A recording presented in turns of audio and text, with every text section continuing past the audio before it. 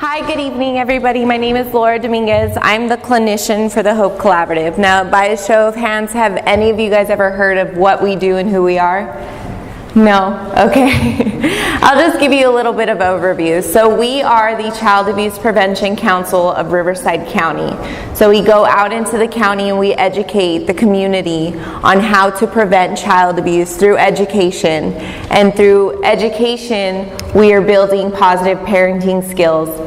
And tonight we're actually going to be talking about positive parenting and how to build resiliency in our children so that they can learn, and it can be kind of like a domino effect in the future where it is continued. So it's learning and continuing learning, because there's no manual to be a parent, is there? I wish we all had a book that said how to be the best parent there is out there, and sadly there is not. So there are guidelines that we can use to continue and build our parenting skills and build that relationship with our children so that they can be the best parents that there are. So today we're going to talk about the 6 protective factors in increasing the health and well-being of children and families. So this is one thing that is very essential. So it gives you 6 different skills to have to really shy away from even being in that little scope of maybe possibly being vulnerable to child abuse. So to start today, how to keep your family strong and happy. Now this is something that we all grow up and we say, I'm never going to do those bad things. I'm always going to be the best that I can be. But sometimes we do fall into some areas where we struggle, where we need help. And it's okay to need help, and it's okay to struggle. It's how we react to those things that makes us good parents. So all families have strengths and all families have challenges. When families are under stress, it becomes increasingly difficult to manage child's behaviors. So now we know if we don't take care of ourselves, it's very difficult to take care of our children, because we have to take care of ourselves first. And I know children will always come first, but we definitely have to make sure that we're taking care of ourselves so we could take care of other people. So we recommend the 6 protective factors, which we will talk about today. And we're going to focus on the family strengths and happier children to prevent child abuse and maltreatment. So these are the 6 protective factors that we are going to focus on today. And while we go along, I want you guys to think about some examples of how you use these skills. And then at the end, we're going to do a little activity of actually implementing those examples and then building new ones. So keep that in mind as we go through all 6 of these protective factors. So the first one is nurturing and attachment. This is the first thing that happens when a child is born. And then we have knowledge of parenting and child development, social and emotional competence of children, parental resilience, concrete support for parents, and social connections. So nurturing and parenting. The protective factors is the ability to express strong, warm feelings of love and affection. So this happens right from the moment the mother becomes pregnant. We start priming our bodies, we start cleaning our house, we make the baby's room, we do everything to start getting ready for the baby to arrive, correct? So then it continues. Once the baby's born, you nurture them. You have the skin-to-skin contact, you love them, you tell them things, you talk to them all the time, you're massaging them. So since they're very little, we're already showing this affection, this bond that we're going to build and continue to build as they grow. So the bond between the parent and the child. So problems in attachment between parent and child can lead to physical and mental illness. So there is some deficiencies if we do not give that nurturing attachment bond to our children as they're growing, and it starts from day one. From the moment they are born, we need to show them this love and attachment so that they can grow and they can be strong. And then also sensitive attunement. So we all wish that all babies were perfect and, they didn't cry and they didn't have colic and they weren't very hard. But sometimes we do have different personalities in newborn babies. So we have to attune ourselves to their behaviors and to their needs so that we can give them everything that they need. So what can you do? You want to take the time every day, even a few minutes, to connect with the hug, with a rub on the back, with just that touch that they need as they grow up, even when they're getting a little bit older. 5 years old, a little hug, telling them you love them, telling them how much they mean to you. You want to listen to them. Anytime they have to talk, you don't want to ignore them, tell them you don't have time. You want to listen to them because that's all they need. And then also include them in their daily chores. As they get older, they can, have a little bit more responsibilities. So you want to give them that. And then also respond when they cry. Frequent hugs and reading together, singing together, dancing together. Just being able to include them in any little thing that maybe we don't see as a huge, important thing, but they do. And that's exactly what's going to keep them strong and keep them healthy.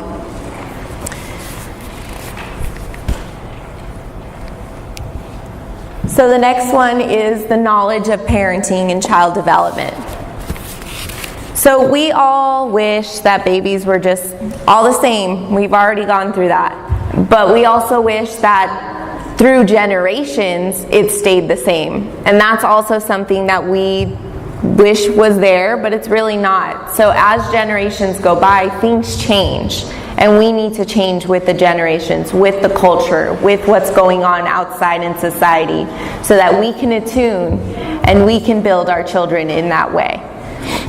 So some protective factors is what is developmentally normal and appropriate and what is not. So what a 5-year-old is capable of doing is maybe a little bit less than what a 10-year-old is capable of doing. So we have to remember that what we would want our 10-year-old to be doing, our 5-year-old may not necessarily be ready developmentally and physically to be able to do those. So let's make sure that our chores, our conversations are made for that age group. And then also appropriate expectations based on the child's age and maturity. So we all wish that, we had the most intelligent individuals and they were 3 years old, ready to read every book that there was. But sometimes children develop a little bit later than others. And so we have to make sure that we're developing with them and not necessarily expecting more than they're ready for. Parenting styles and discipline and the influence that these children have on children's behaviors. So authoritative, authoritarian, neglectful, and permissive. So these are parenting styles. So the ones that are very hard and strict, the ones that kind of give them the love and then they're strict, the ones that let them get away with everything, and the ones that don't do anything at all. So there are 4 different parenting styles. So we want to make sure that we're somewhere in the middle. So what can we do? We want to accept that there's no such thing as a perfect child, and there's no such thing as a perfect parent. As we grow up, we're still going to make mistakes. Children make mistakes all the time, but we still will make mistakes as parents. Happy and loved is better than perfect. Everything is going to be okay. Good enough is okay. As long as you feel like you are doing everything possible to be the best parent that you can be, that is all the child needs. They're not going to expect you to be the perfect parent or the most amazing, because in their eyes, you are. You are perfect and you are amazing.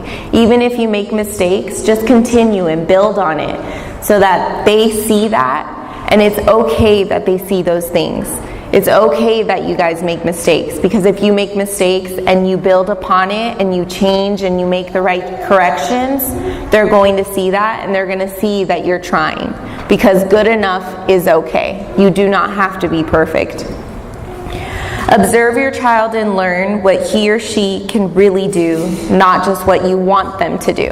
Again, we wish all of our children were the prodigy children that could do everything and anything with no hesitation at the perfect time. But sometimes they develop a little bit slower or behind than others. Maybe they need a little bit more practice. Maybe they need a little bit more time to do certain things. So we want to make sure that we are giving them that time and not necessarily expecting them to do it at that given time with no practice, with no time. So we want to talk to others, teachers, parents, counselors, doctors, about child development. So we want to make sure that we are aware of where they should be at certain ages and what is the time frame, what is the limit of what they should be and what they should be doing at certain ages. Because there are necessarily, there isn't at 2 years old they have to be doing this. It's usually between 2 years old and 3 years old that they should be doing this. So it's not necessarily at a specific time that they should be doing things, but they give you a little bit of leeway on when it's okay to start doing things. So you want to make sure that you are developmentally sound of where they should be as they grow up. So also taking parenting classes, child development education, to learn more about all of this stuff. So you guys being here, you guys are in the right step. This is the first step to being the perfect parents that you want to be. But yes, educating yourself constantly. Educating yourself on what's going on. Educating yourself on any new things that might be out there that may affect your children, that may, help you guys with anything that you may be struggling with. Because that is what's huge, is a support system. And we'll talk about that a little bit later.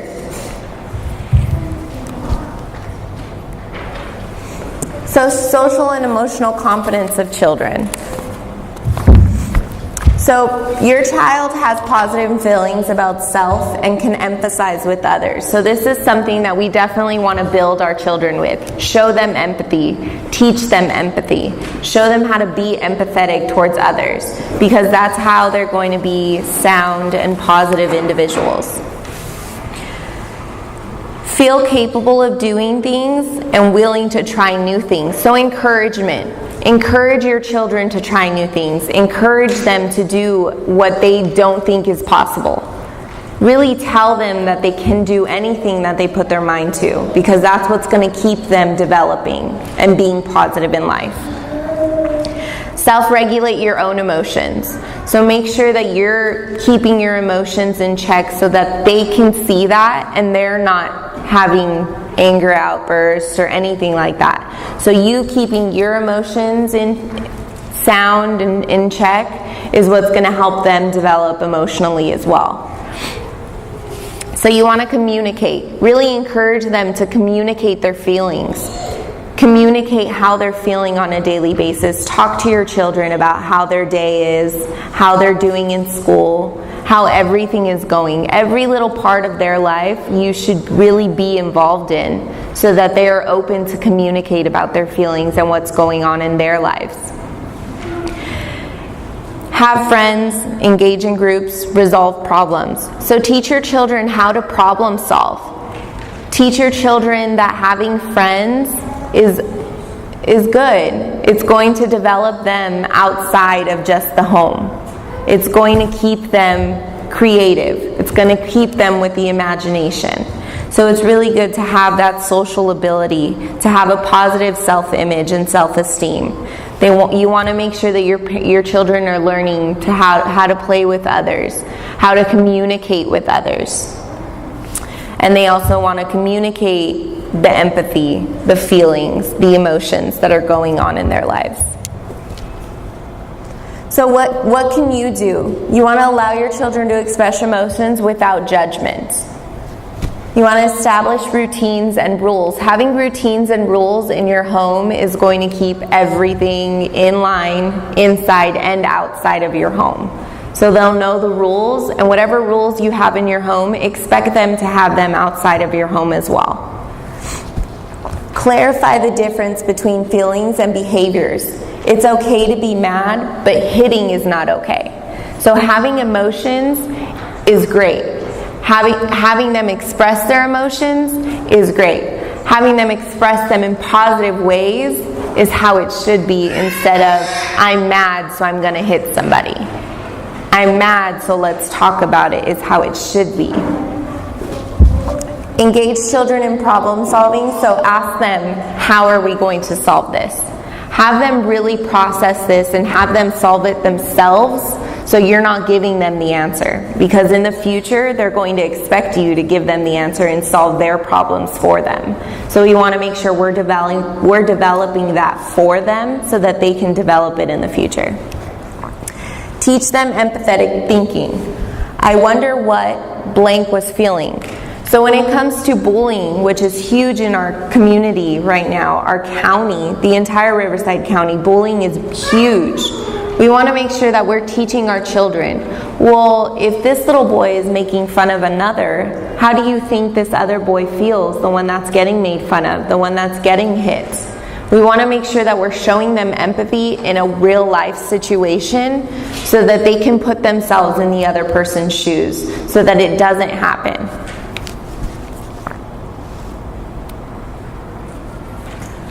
So parental resilience. Ability to bounce back during and after stressful situations and trauma. This one is huge. It is huge for you guys to be resilient in any type of stressful situations so that your children see it and they learn from it and they do it themselves. So it's good for you guys to be able to bounce back from stressful situations, because as a parent, I can only imagine that every day is stressful. There is not one thing that doesn't keep you on your toes. There is always something where you can do better or you can fix.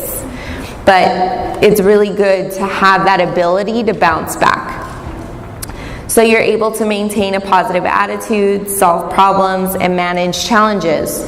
Inability to bounce back can lead to depression, anxiety, abuse of drugs or alcohol, and abuse of the children, or relational problems with your children. So it doesn't necessarily mean that you're abusing your children. It could also mean that you don't really have that connection with your children where it would be okay to communicate with them every day, where they don't really want to talk to you. And you want that with your children. You want them to be able to come to you and really talk to you about everything that's going on. So what can we do? We want to understand the impact of stress. We want to really have stress management. We want to find something where we are releasing that stress, that everyday stress that we have. Some people like cooking, and maybe that's a stress reliever for some of us. Exercise, music can be a stress reliever, meditation, prayer, dancing. So you want to surround yourself with positive people. Surround yourself with those people that are going to make you forget or just continue life without having that stress on your back. And you want to give yourself permission to ask for help. Asking for help doesn't mean that you failed. It means that you're strong enough to admit that you need the help and that someone else out there is going to help you. So find a support group. Find a group that you can go to, a person that you can go to that may understand your situation and really give you the help that you need. And you want to share your feelings. Don't keep them bottled up. Don't keep them to yourself, because that's only going to make it worse. The more you bottle it up, one day it's just going to pop. So you want to make sure that you're really expressing yourself. You're relieving that stress in some way, because you are not alone.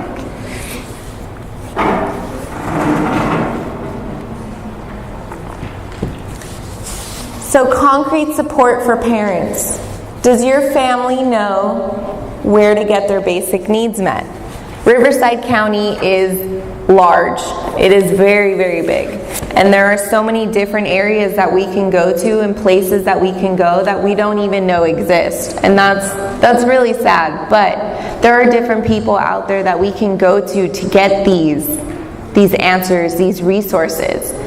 So food. Do we know where to get food if we are in need? Do we know where there's shelters? Do we know where there's medical assistance for, a lower cost? Do we know where to get mental illness help? And do we know where we can go for educational needs, whether it be for ourselves or for our children? Do you know where to go if your family is in an emergency crisis? Crisis situations, what would you do other than call 911? And what kind of help can you ask for?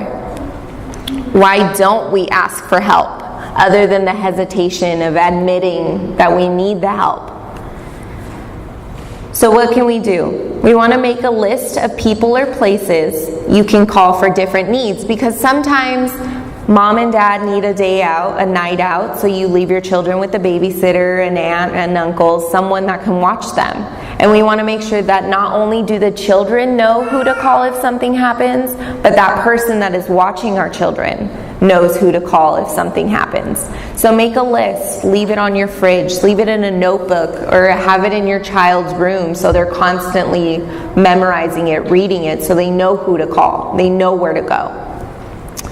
Attend resource fairs to learn what is around you.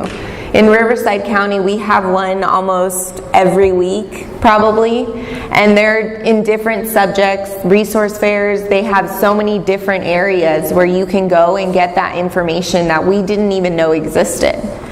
And also 211 Community Connect. Have any of you guys ever heard of 211? So it's a place that you can call to get a whole different amount of information, whether it be to get that food, whether it be to get the shelter, whether it be to find areas where we can go to get certain things. 211 is actually very useful. And then your local school district. If you need help with your children, they can give you that help. You can call the school district and they can tell you where to go to get that information. Most importantly, asking help is a sign of a good parent who cares about her family and the children's needs. So not only are you just saying, I need help because I need help, I'm struggling, but you're also making sure that you're giving your children everything possible. You're doing everything possible to make sure that your children have everything that they need.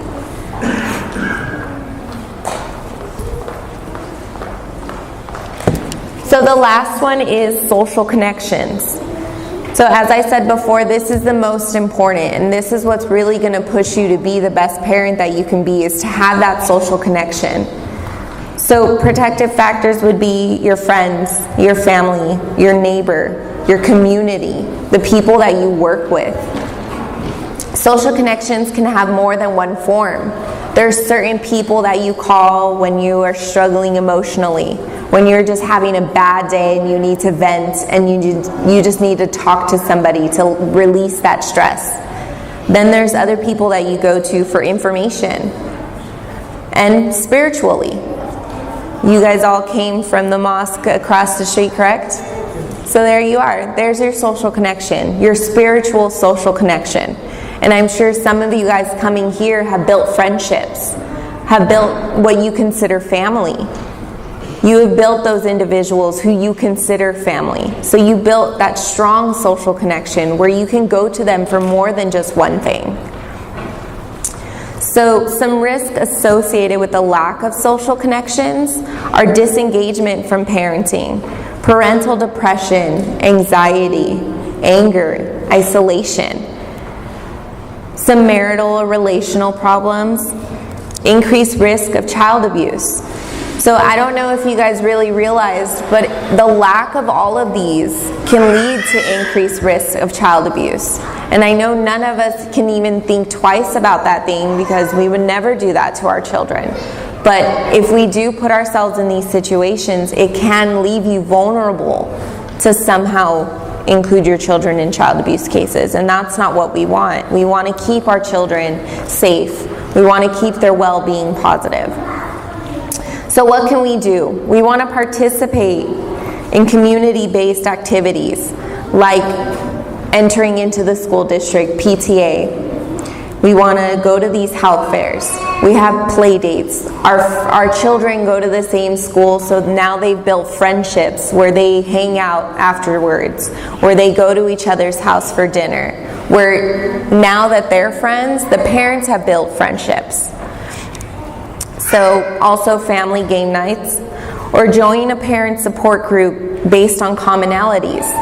So building a parent support group based on what you guys believe in, or say you guys like the same restaurant. It could be such little things as those that you can build friendships with, that you can build connections. And also you want to connect with those physically around you, not just in the social media. So we know that social media is huge now with children. Going on their phones all day long. They don't really talk face-to-face with their friends anymore unless they're at school. So we want to make sure that we are really encouraging our children to keep that face-to-face connection with friends, to have that social connection.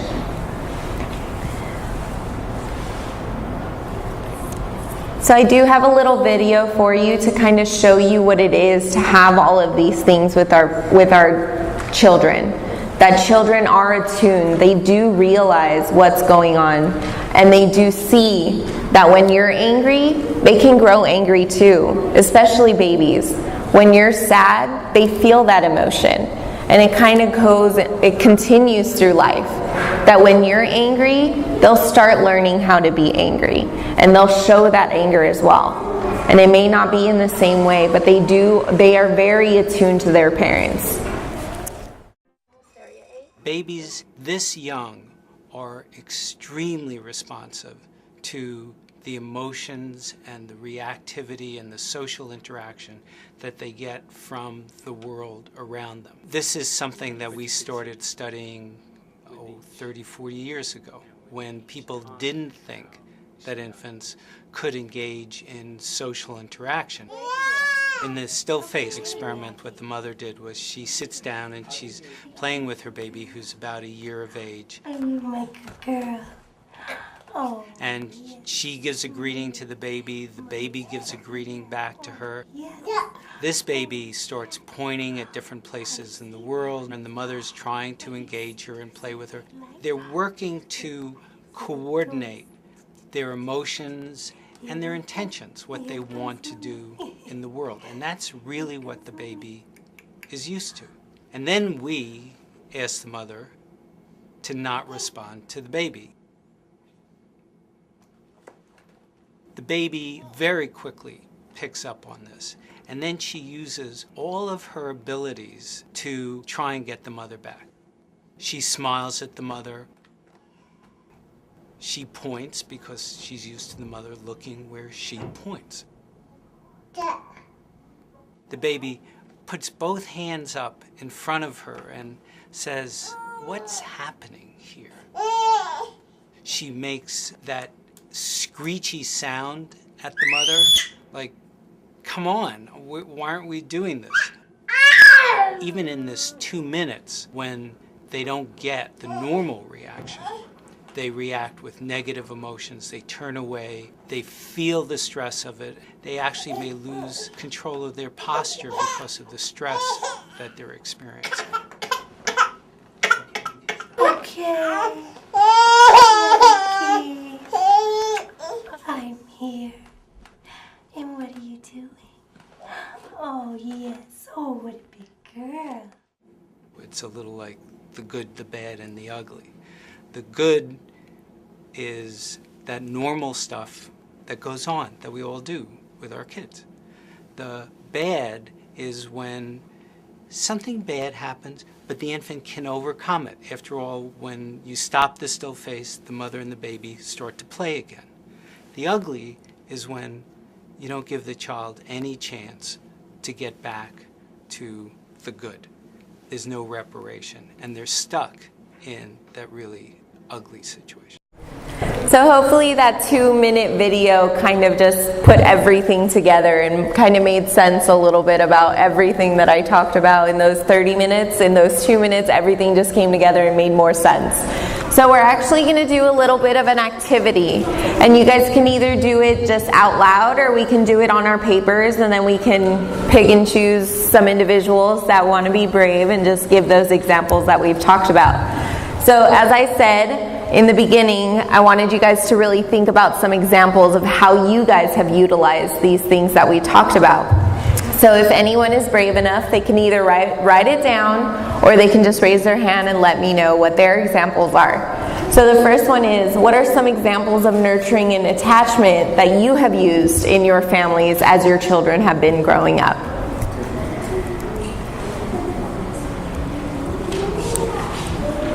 Does anybody have some examples?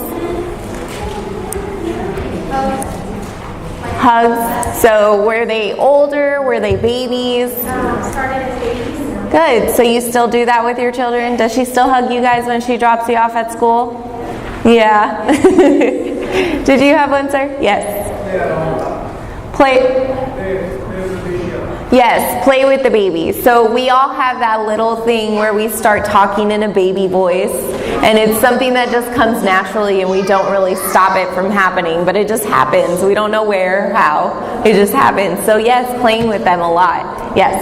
Whenever my daughters tell me a story that they're excited about, whenever they're done with their story, I give them a high five. Awesome. So giving them that positive encouragement, just reinforcing the positive behaviors or little funny stories that they have. I don't have children of myself, but I do have 10 nieces and nephews that I've pretty much raised myself along with my sisters. But as my nieces would tell me stories, I would just get so excited with them or be sad with them if the story was a little bit sad. So just really being engaged in their conversation so that they knew I was paying attention to them when they were talking. Anybody else have some examples? Yes. Yes, reading together, and that's huge. And they really say that reading to a baby actually helps them develop a lot quicker. So reading to someone that doesn't even know what a book is or can't even see the book yet is actually helping them. Any other examples? You guys want to move on to the next one? Okay.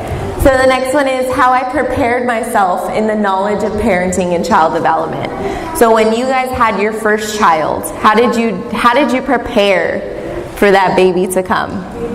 Read books. We all tried to read books, or the women at least have read books to get ready for that first child, going to their parents, going to other relatives and friends that they may know of that had babies, and you kind of ask them what did you do? How do I do this? Am I doing this right? But really getting knowledge from other individuals is educating yourself. Any other examples? No, those are two of the pretty much ones. So the next one is examples of the social and emotional competence of children for parental resilience. How did you guys teach your children to have that emotional and social competence? So I see some older children. So how did you really teach them to get along with others or be emotionally attuned to other people? You want to answer that question? Anybody have it? Yes. Involvement in extracurricular activities. Yes. Awesome. Yes, that is possibly the best one that you can do. Extracurricular activities, sports, clubs that they can be involved in. So even if it's not, basketball or soccer or volleyball or anything like that, even a reading club or just a club or group that they can get together with other little children or kids to actually talk about their commonalities, what they like, what they don't like. And then, sometimes they don't always like the things that we may put them in. And they'll tell you, I don't like soccer so much. Can I try something else? I don't like basketball. Can I try something else? And we put them in other things so that they can find out where they fit in. Any other examples of how you taught your children social and emotional competence? No, just talking to them as they're little. You want to talk to them. No, that's not funny if they start laughing at someone who falls or if they stare at someone a little too hard. No, we don't do that. You really teach them by having them actually be engaged in that. So we tell them the right from wrong. And then as they get older, they learn those things. Yes? Setting up play dates. Yes. With their friends and just let them play on their own, but under your supervision. So if you see things going in a direction you don't like, you go in and give the guidance. Yes, of course. Guidance. That is a good word. Guidance. Really guiding your children. Allowing them to experience themselves, but guiding them in the right direction so that they can learn right from wrong. So we'll move on to the next one. So examples of how I've developed parental resilience. How did you guys develop your parental resilience as you started having children?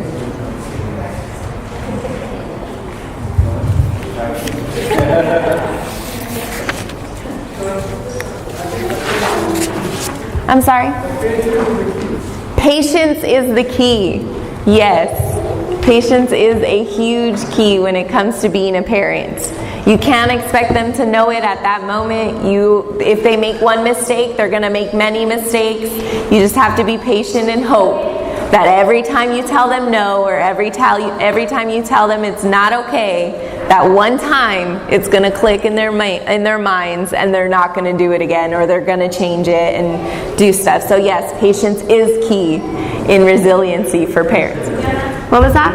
Building friendships with your children. Yes, building friendships with your children. So not only being that parent and telling them what's right and wrong, what they can and cannot do, you also want to build that friendship through communication. So really having that open communication with your children so that they can come to you when something's wrong. They can come to you when they're mad, so that they don't go to someone else. So we'll move on to the next one. So examples of concrete support for parents and caregivers. You guys go across the parking lot here, so that's one social connection. What about something else? What other kind of concrete support do you have? Yes, so if you guys have your parents, grandparents, relatives in this community, that's a good social connection. That's a good support system to have, is your family, some friends that are very close by, or building new friendships. So examples of social connections, I think we've hit a little bit. I'm looking for one. Do any of you guys really go out to these support groups or go out into the community to try and find other individuals that you have connections with? No? So maybe we can start that. So then, let's really get together and talk amongst ourselves, talk amongst our neighbors, to come up with new ideas of how we're going to build upon these 6 different protective factors. So the first one that I want you guys to discuss is some examples of how I would like to develop or increase my nurturing and attachment bond with my children. So you guys can talk amongst yourselves and then we'll come together again. So did anyone come up with some new things that they want to try with their families for nurturing and attachment?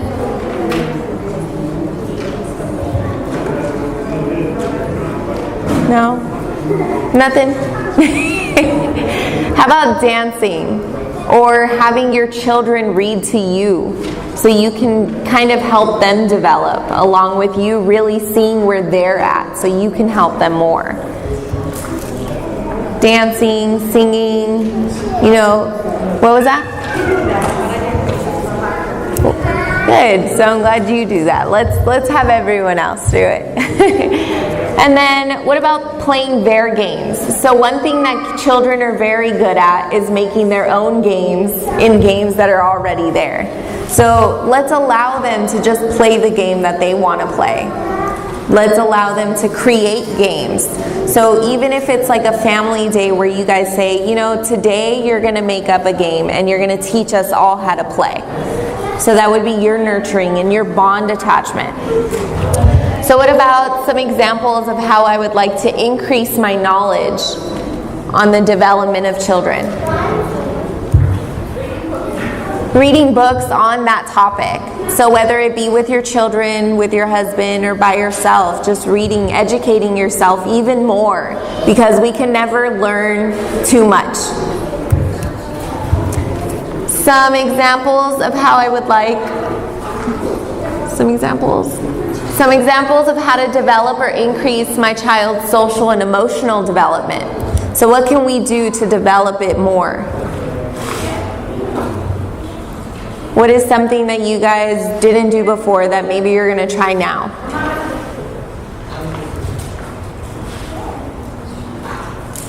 Nothing? Instead of telling them what to do, now allow them to express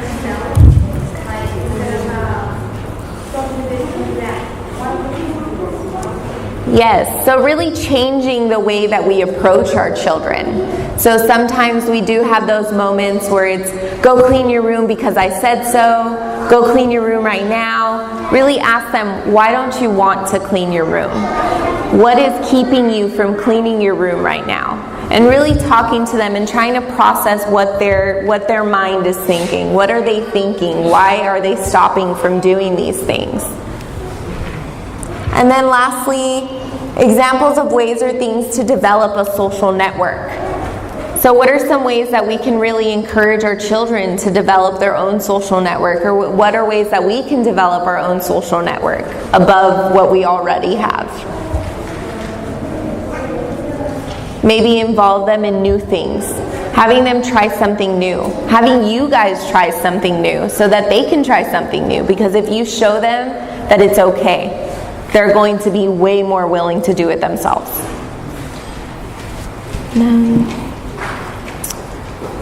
Just so you guys can take some things home, so you guys can have, so Family Service Association, that is where I'm from. We are under Hope Collaborative, but we do come from Family Service Association. And then services aimed at strengthening families and communities. Kids First, 211, as I explained in the presentation. Some tip sheets. So if you guys do want a little bit more information about the 6 things that we did talk about today, there are handouts over there on the table, and you can take those home. And then also some handouts. So having even informational brochures that can give you pretty much everything in one paper, that's a little bit more education than you already had before. So you can receive those at our table as well. And then I would like to thank you for allowing me to come here and speak to you tonight. Thank you so much.